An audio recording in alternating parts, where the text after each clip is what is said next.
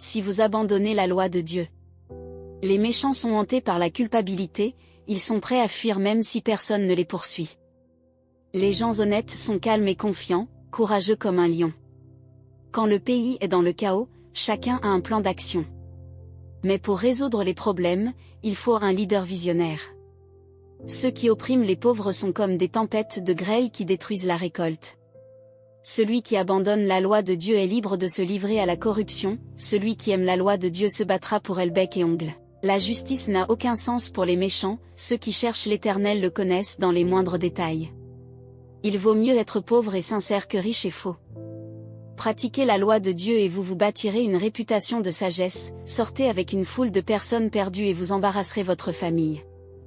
Vous pouvez devenir extrêmement riche en trichant et en extorquant, mais le moment venu, un ami des pauvres leur rendra tout. Dieu ne se soucie pas des prières de ceux qui ne l'écoutent pas égarer le juste, et les choses finiront mal pour vous, faites le bien et vous serez récompensés.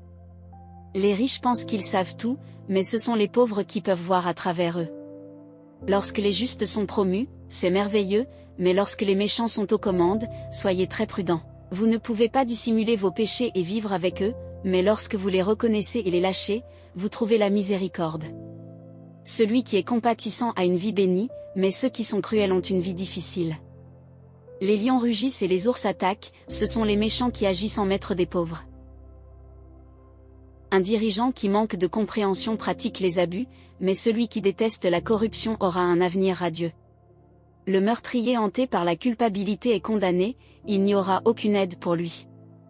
Marchez correctement, vivez bien et soyez sauvés, la vie tortueuse aboutit à la condamnation. Cela peut sembler inoffensif, mais cela cause de grands dommages. Cultivez votre jardin et vous aurez de la nourriture en abondance, faites la fête tout le temps et vous aurez une assiette vide. Un travail engagé et persévérant porte ses fruits, les projets visant à gagner de l'argent facilement sont une pure illusion. Faire preuve de partialité est toujours une mauvaise chose, cela peut paraître inoffensif, mais cela cause de graves dommages.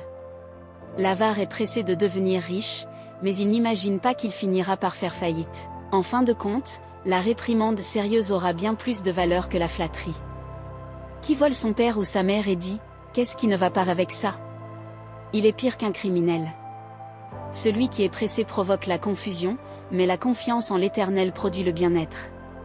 Si vous pensez tout savoir, vous êtes déjà idiot, seuls ceux qui apprennent la sagesse des autres auront un avenir. Soyez généreux envers les pauvres et vous n'aurez jamais faim, fermez les yeux sur leurs besoins et vous recevrez un barrage de malédictions.